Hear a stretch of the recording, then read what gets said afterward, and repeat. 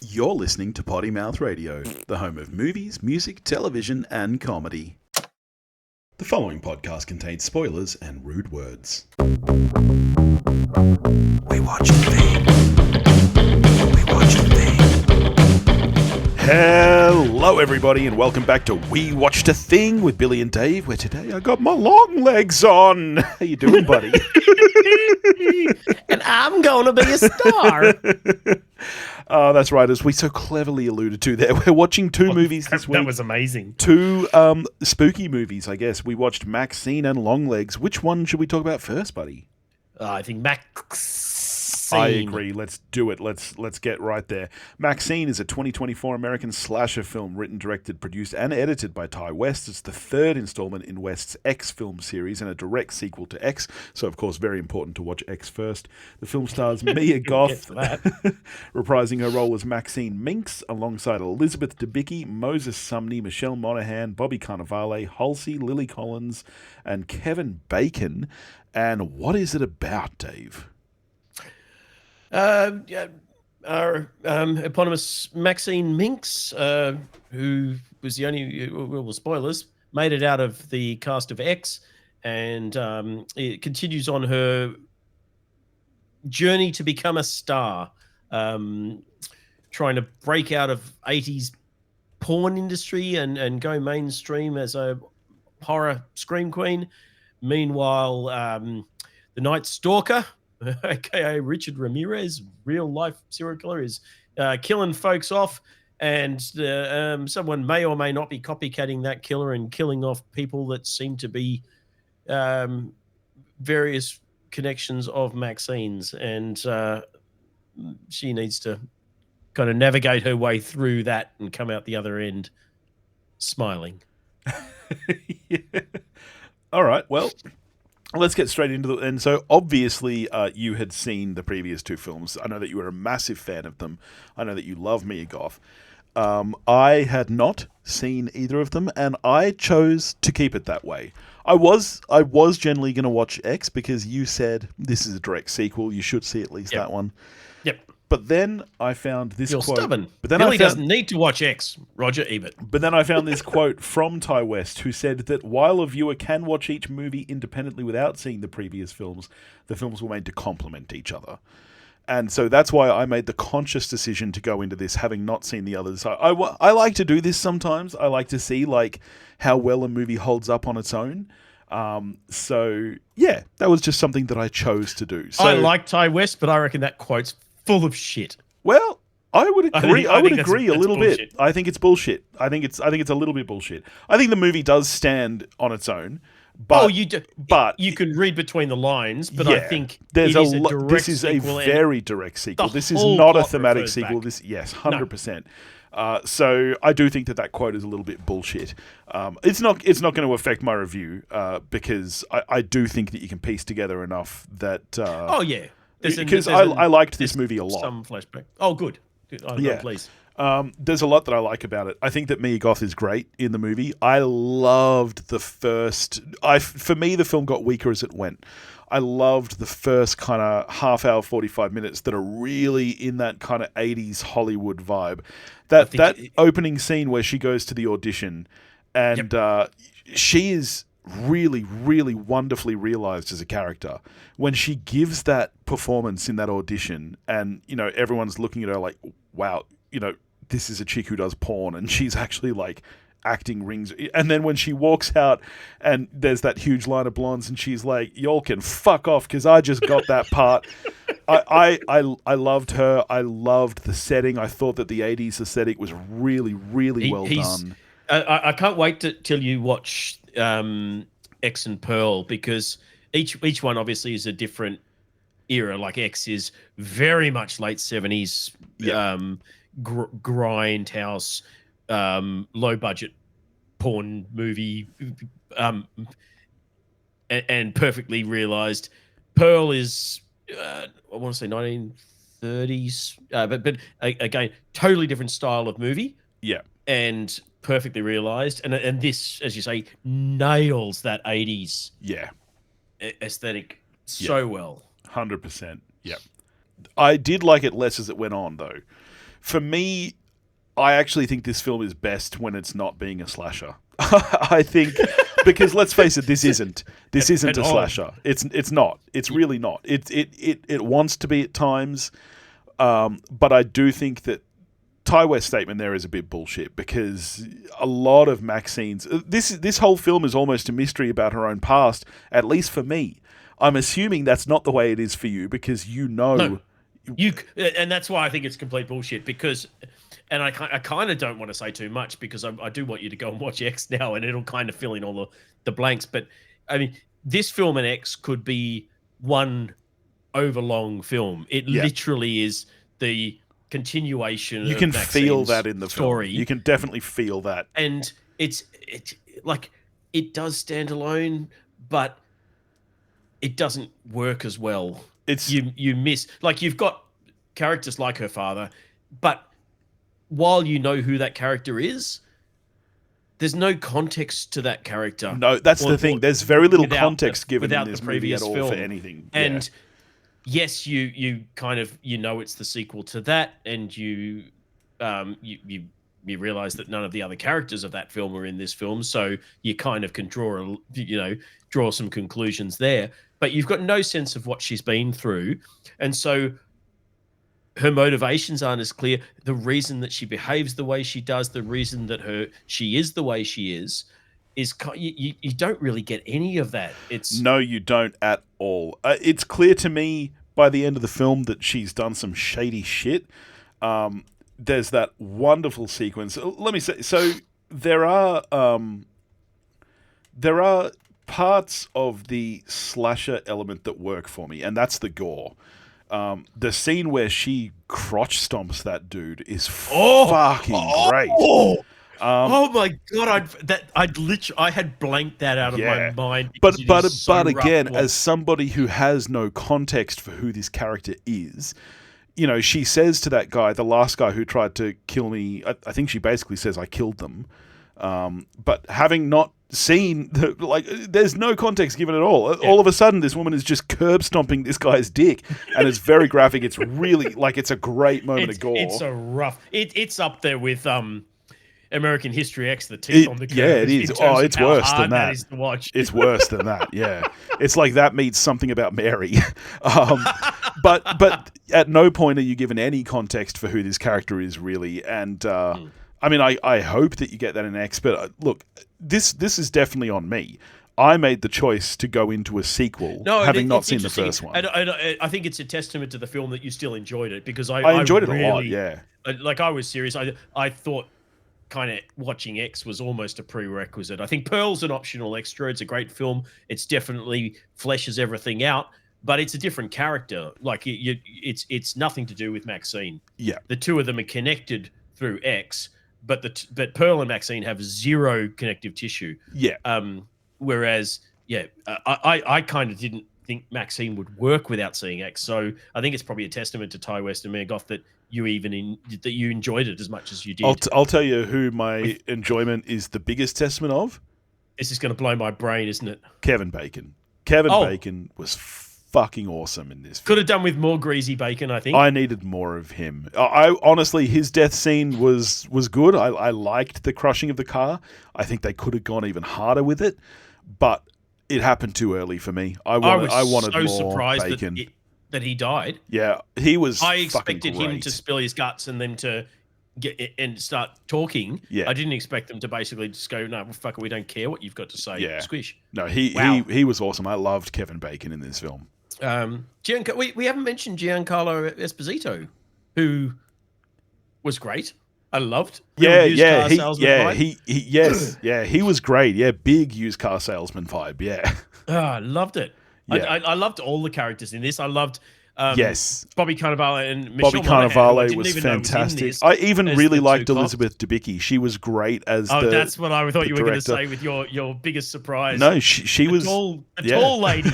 she was really, really good in this film. I liked her a lot. For me, that's what makes this film, and that's what makes it enjoyable, even not fully understanding the story, is the characters. The characters are wonderfully written. Moses Sumney as her friend from the video shop was also a true delight for me. He was absolutely fantastic in this film.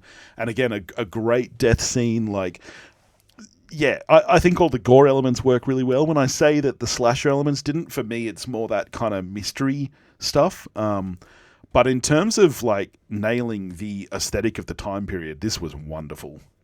And I mean, for me, a massive plus, but not so much probably for people who aren't into the genre, but I'm a massive Giallo fan. If I'm sort of picking horror subgenres, it's, I mean, you know how much I love Argento. It's kind of my sweet spot. And this was such a kind of quote unquote wank wank homage to Love Letter to Giallo. You had people who aren't zippered gloves.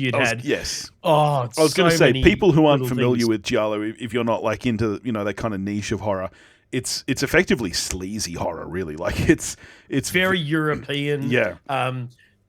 There's usually a lot of kind of cross-pollination of sex and violence, which I know is not always everyone's particular brand of vodka, but a lot of you almost always got a killer wearing black leather gloves, usually zipping them up in slow motion in close up. Usually everything's knives and blades and things, very rarely guns. And you get a lot of close-ups of hands and eyes and that sort of thing. Very, very stylized. Dario Argento is kind of the most famous purveyor, but Lucio Fulci, Mario Bava, that whole Italian era of the late 60s through to sort of mid 80s is kind of the heyday in Italy. And this film is just such a wank love letter. It is that genre. It is absolutely, and that just elevated everything, even down to weird fucking cults and all of the scenes. Once you get her father sort of coming into it, which probably came completely out of left field for you, but if you'd seen X, it did. You kind of saw it coming. But I really liked it. And Ty West is clearly not only a horror film, but clearly just a film fan too. There are so many references and homages in here. I mean, some are outright. They literally visit the studio lot, and they're looking at Bates Motel, and a lot of action takes place around there. Just a lot of little references and things. One of my favorite references that I don't know if anyone else would have picked up is when Kevin Bacon is chasing Maxine through the Universal Studios lot, and they have that kind of chase scene. She's wearing a very similar outfit to Ferris Bueller. She's got like the green vest jacket on and stuff while he's... and it's very much... It's like that chase scene with Ed Rooney at the end of Ferris Bueller. I just thought it was wonderful. It's... like, honestly, I'm 100% sure that's intentional. I'll be buying this on 4K. Probably from Germany, because Germany's the only place that fucking puts this shit out in 4K for weirdly. I bought X on 4K and I had to buy a German version because it's only Blu-ray and good thing that your German is so good. It's all that weird Guten Tag. Scheiße porn that I watch. Yes, I really, really enjoyed this movie. Like, honestly, yes, I will go watch X and Pearl now, because if they are similar to this, I will watch them and then see this again. But as you said, he's and it wouldn't have obviously resonated for you, but we open with kind of a faux Academy ratio that's caused by Doors, which I mean, you will see kind of harkens back to the other films, which have, because of the time and the setting, etc., use Academy ratio, not for the whole film, but for part of it, as kind of a time setting, which... It's interesting that you say that. I said to you the two films that we're talking about today. Yeah, we're about to talk about that. But I really want to call out in a great cast, Mia Goth is so fucking good. Now, these three films, plus Suspiria, plus... what's the Cosmatos one? Infinity Pool. She is just killing it on the kind of genre front at the moment. And have you heard her interviewed? Like the actress, not No. like this is her. It's amazing. It's such an honor. I'm such a huge fan of his writing, and the fact that he even knows that this trilogy. I didn't know exists. that she was British. It's true. Not just she is like almost cartoonishly British. Yeah. In terms of a plummy accent, and you would never know that watching. Yeah, she has a wonderful it Southern really accent made in me this. think. It's bizarre, and there's probably some linguistic reason for it. I'm not meaning to say that British actors are better than American actors or whatever. American actors find it very, very difficult to be convincing doing a British or Australian accent. Yeah. Just across the board, and it's not a statement on the quality of the acting or whatever. It just seems to be a linguistic thing. Whereas we've routinely got British actors who nail American accents to the point where you don't know they're British until you hear them outside the film. Yeah. Like Mia Goth, like Jodie Comer, like Anya Taylor-Joy. Like it must be something about the British accent that makes it easier to do other accents or something, because they're incredible, and it does not work the other way around at all across the board. So it's not just so and so's a better actor.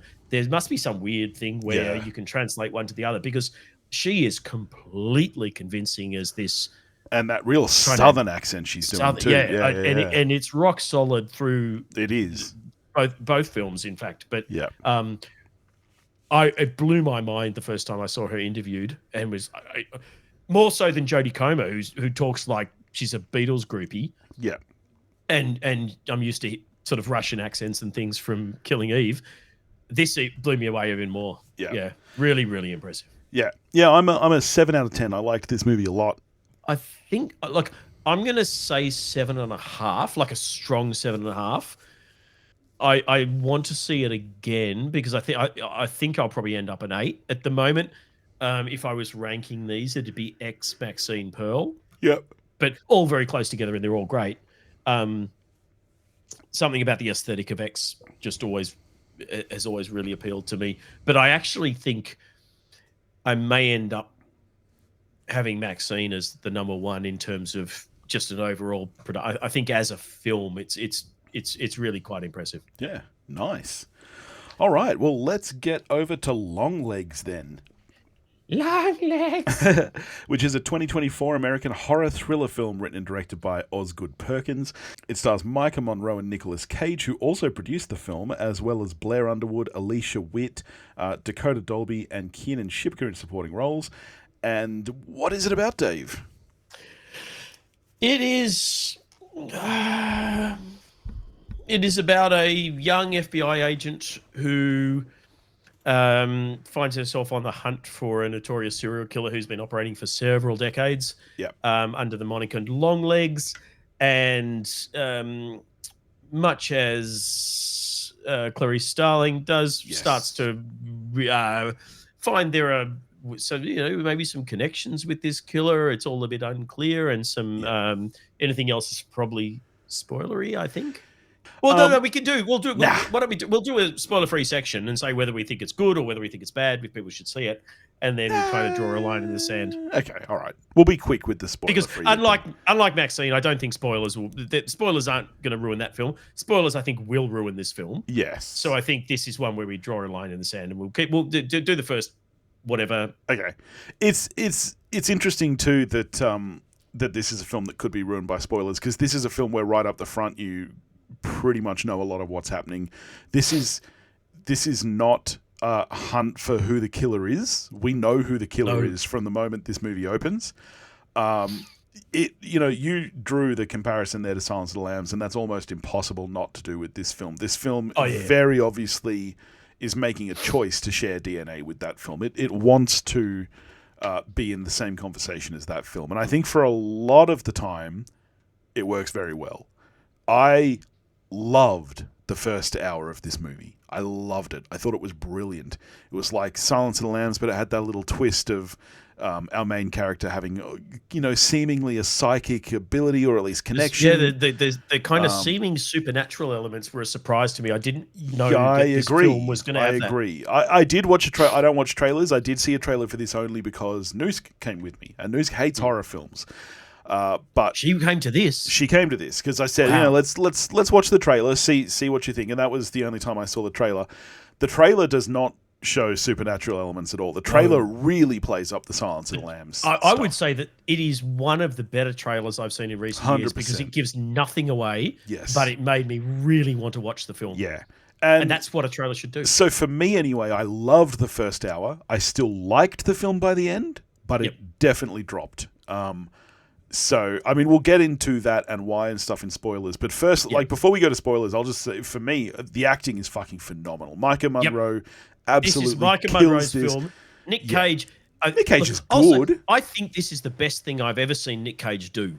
See, I'm going to disagree I like there. Nick Cage, but People- I think he is great in this. I'm going to But disagree. this is like Silence of the Lambs. He's on screen maybe 5% of the film. Oh, yeah, he's definitely in this less than... fuck, why can I not fucking think of Hannibal Lecter's Tony name? Hopkins. Anthony Hopkins.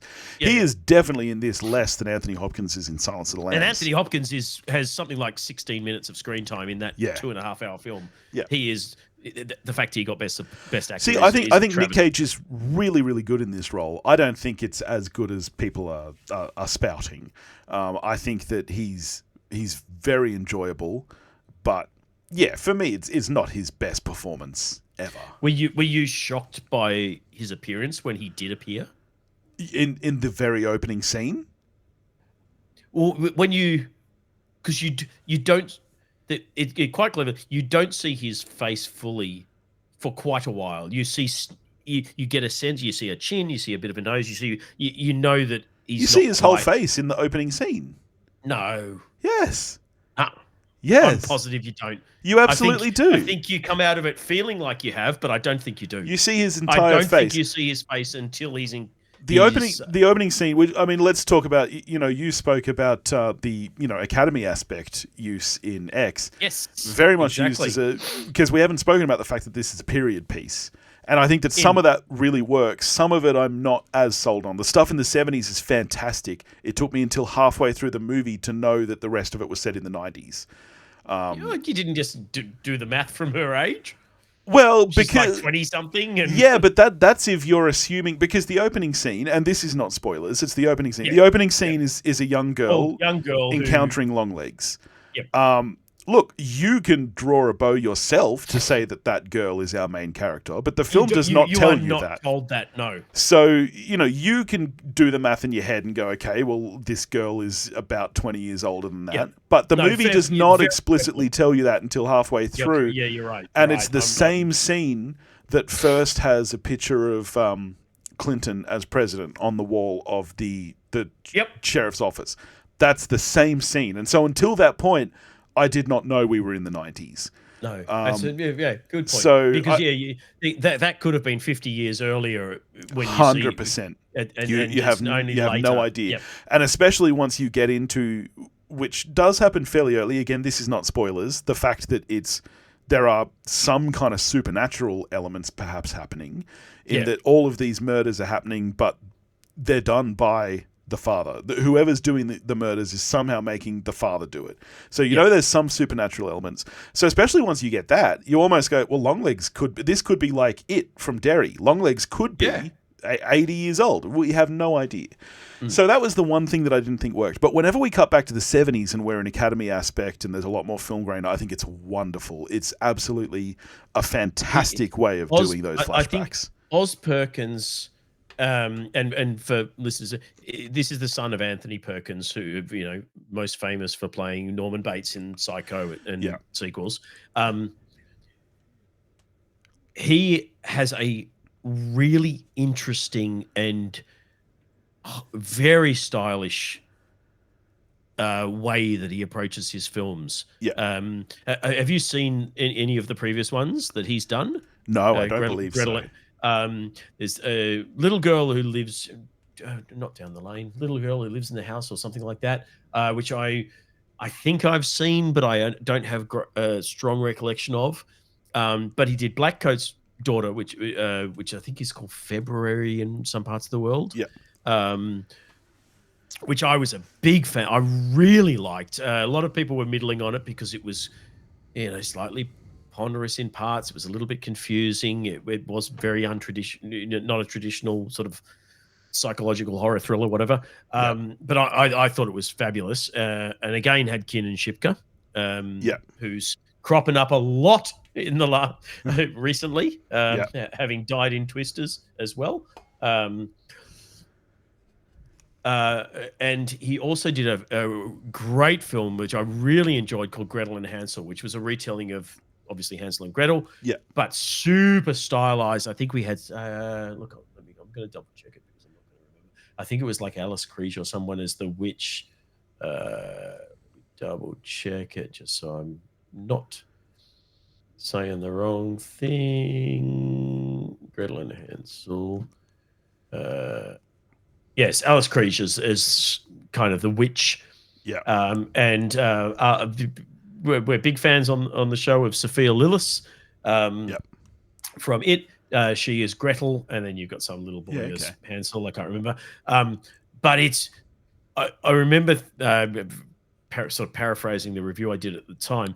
It's, the story's not 100%. It's not perfect, but it is a stylish as shit. It looks amazing. Yeah.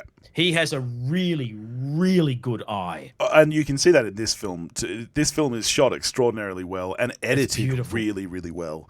Yeah. 100%. But back to what I was saying, you 100% see his face in that opening scene. The opening scene is a young girl. She sees a car outside in the snow. It's the middle of winter. She goes outside. I thought you So for the majority of this, for the majority of the scene, you're seeing it from her eye level. Yes, so you're seeing him neck down. You don't see his head until the very end of that opening, where he says, "I've got my long legs on today," and then he ducks down, and you see his face staring at her. I thought it cut before you saw his face. I thought you got like to the nose, and then it cut. No, I do have questions. He's wearing a lot of prosthetics. And that's never explained. You don't know why his face looks the way it does. It almost looks like he's had a lot of botched plastic surgeries, but that's never. I just assumed he's slightly deformed. Yeah, I don't think that lands for me. I would like to understand more about that. But yeah, look, I think that he's really good in the film. I wasn't surprised when I saw his face. Like I said, I don't think the prosthetics work is great. See, I don't think it was the prosthetics, and I think I could have done with the prosthetics being maybe 30-40% less. I think it works having him being kind of shocking looking, but I think most of the shock factor comes from his performance, which I do think is pretty spectacular. The things that creeped me out the most about him are not how he looked. Yeah. It's the, I got my long legs on. Oh, pretty girl. Yeah. That's the creepy shit. Yeah, and I definitely. think if they'd let that be a little bit more center stage rather than kind of being overshadowed by this slightly over the top mask, that may have been I may have liked that more. Yeah. Before we get to spoilers, I've already said that by the end of the film I liked it a bit less. Where are you on that?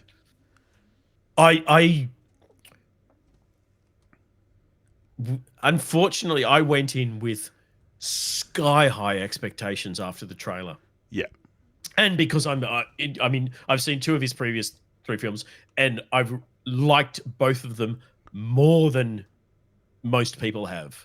So I kind of feel like I'm in the Oz Perkins camp in terms of his style and everything. Yeah. So when I saw a trailer and I thought the trailer looks amazing, and everyone was saying this is the biggest surprise of the year, blah blah blah, because it's getting some pretty resounding reviews. Yeah.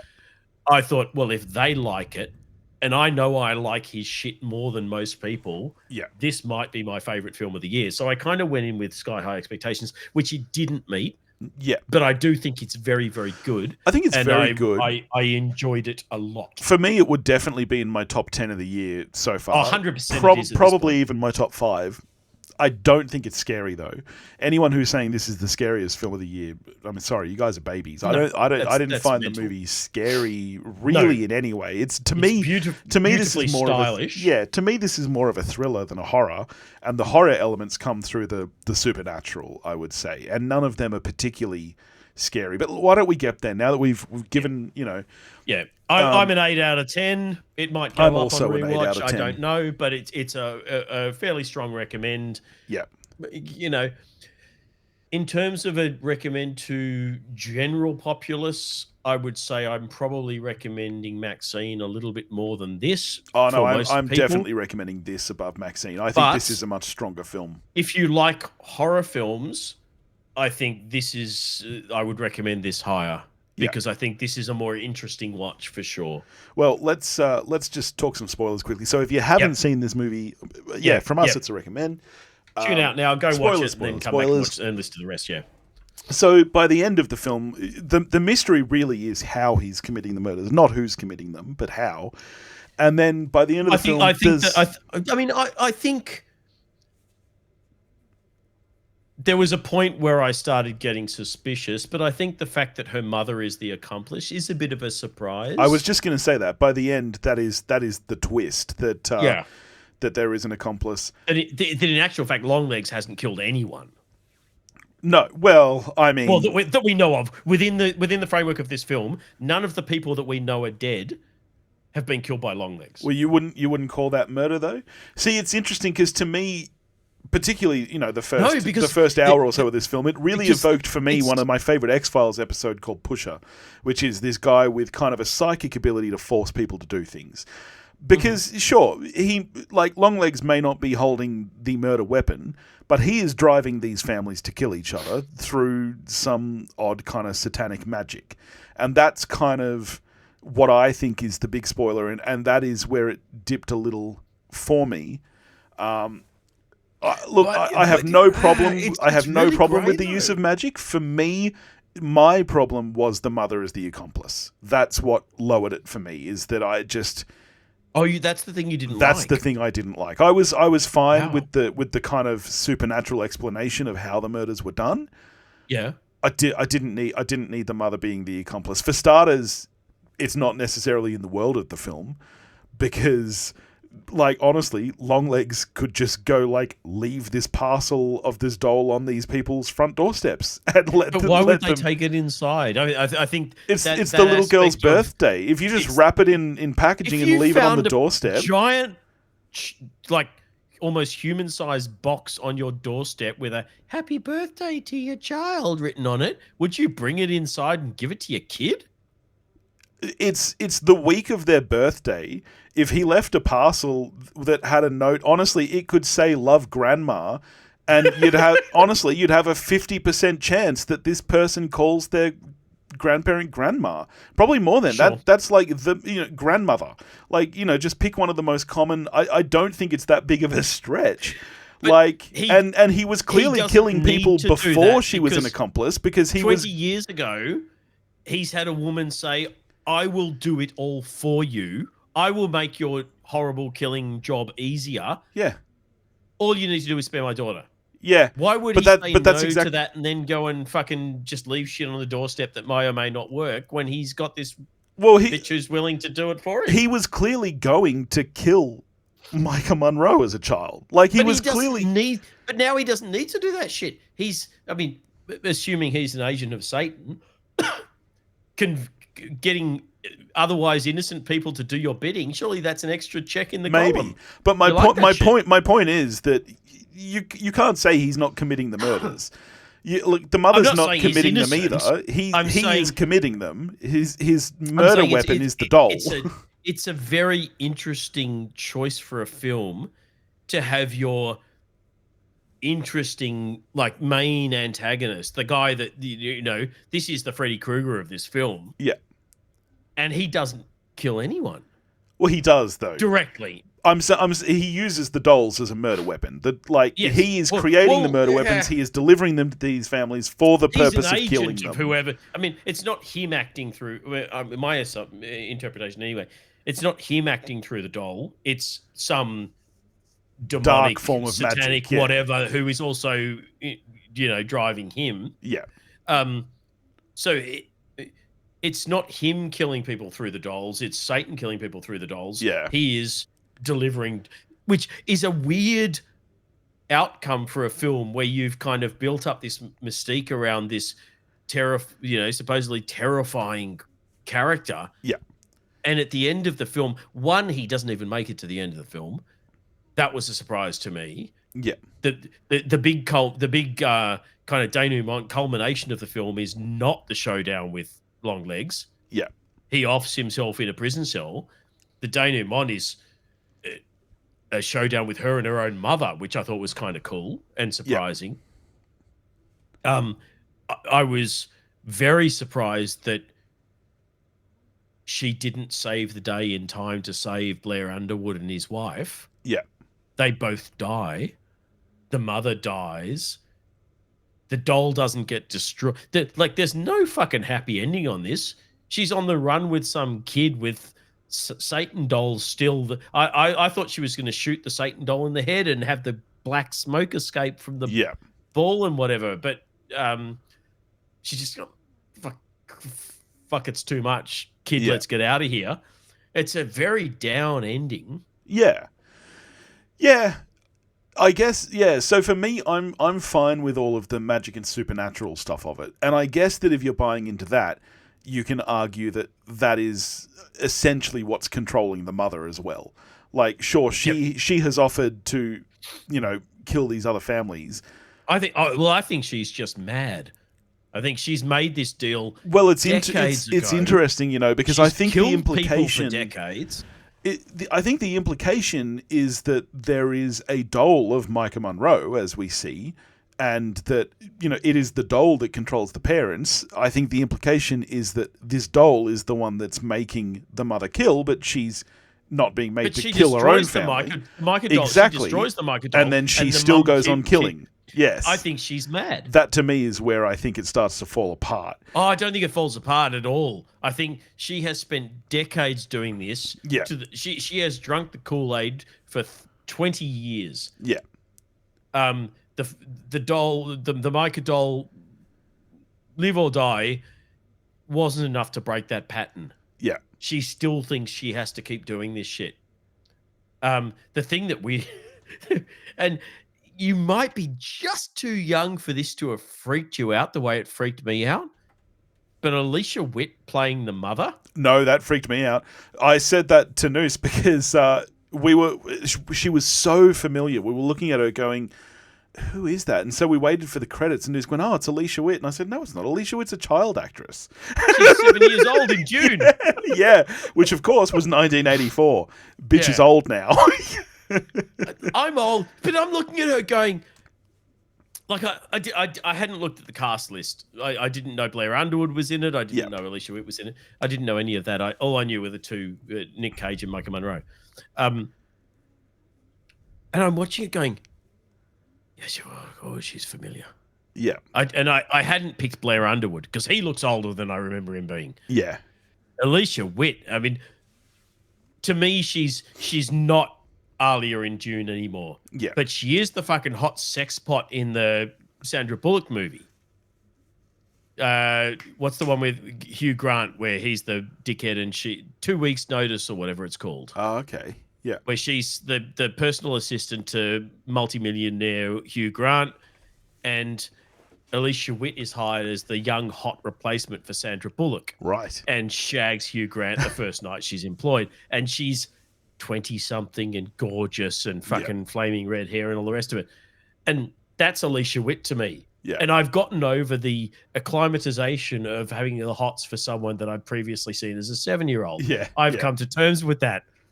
What I haven't come to terms with is having seen her now with fucking grey hair. Yeah. Yeah. I can't deal with it, Billy. And Yeah. it gave me issues. Yeah. So, look, I really, really, really liked this movie. Even by the end, I'm still an 8 on it. I just honestly, Same. this movie could have been a 9 or a 10 for me had it kept up the momentum and pace and everything of that first hour, because I thought the first hour was incredible filmmaking. I don't think that we've seen a great serial killer film really in so long, and I thought that this was really close. Is there something since Zodiac? Well, that's what I was Seven, just trying to think. Zodiac and did Zodiac or Seven come first? Well, obviously, fucking Seven came first. It's the same goddamn director. Zodiac is the most recent one I can think of that I think is at that echelon of serial killer film. I don't think there's been anything since then. Yeah. And for me, the addition of this kind of the supernatural elements was a plus. I'm always a sucker for horror movies that have anything supernatural or anything that elevates it for me. I love that shit. Yeah.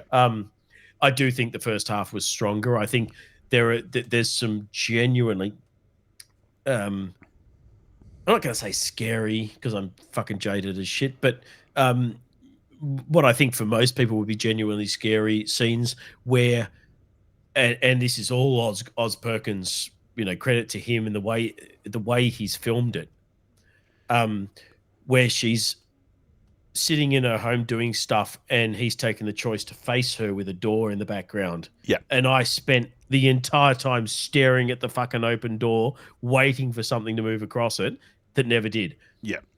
There's a lot of that. And that's tension that he's built through the way he's shot the movie. So he's a very gifted filmmaker. Yeah. I don't think he's I still don't think he's in his full potential. I think this is probably I fucking loved Black Coat's Daughter. This is probably the best thing he's done. Yeah. I'd urge you to go and see his other the other two films that I've seen. I haven't seen Little Girl Who Lives Where They've Actually Lives, but Gretel and Hansel is definitely worth seeking out and watching because it's gorgeous. And Blackguard's Daughter, I think it is. There's some time jumpy stuff and these three sort of young blonde protagonists. It's I think a really good film. Others were mixed, but I think my opinions matter more. I think he is an incredibly gifted filmmaker, and I don't know if it's being raised by Norman Bates. Surely that helps shape your sensibilities. But I think this film has really cemented my opinion that he is definitely one to watch. Yeah. He's got a really good eye. He's a bit of a wanker. I don't know if you've been following the anti-Ty West shit online. No. Oh, no, he came out with some very pointed statements that he doesn't watch contemporary horror films, which, fine, you could let that statement slide. But then he peppered that with, I didn't watch X and I would never watch Maxine, which seems a very pointed statement and directed at Ty West. Quite bizarre, too. Like, why would you not point that at Blumhouse or someone? Yeah, Jason Blum he's right there. Yeah. So I don't know how much marketing spin was in that, but I came out of that thinking, you're a bit of a wanker. But he's definitely talented, as is Ty West. I think this has been a good week one of the better weeks of the last few weeks in terms of what we've seen. Well, that's it from us this week. Next week, it won't be as good, I can tell you that now, because we're going to the MCU and watching Deadpool vs. Wolverine, which is probably going to be quite middling. Can I just, before you start rolling the outro music, I just need to state that your most anticipated film of the year was Godzilla X Kong. No! You asshole! Biggest piece of shit. This was in my most anticipated, and it's going to be better than your most anticipated. There you go. All right. Well, thanks for joining. If you want to get in touch with us, you can do that at pottymouthradio.com or pottymouthradio@gmail.com. Go join the Facebook listener community where you can tell Dave how shit Deadpool vs. Wolverine is going to be. And we'll catch you next week with Deadpool vs. Wolverine. Indeed. Best movie of the year. We love you.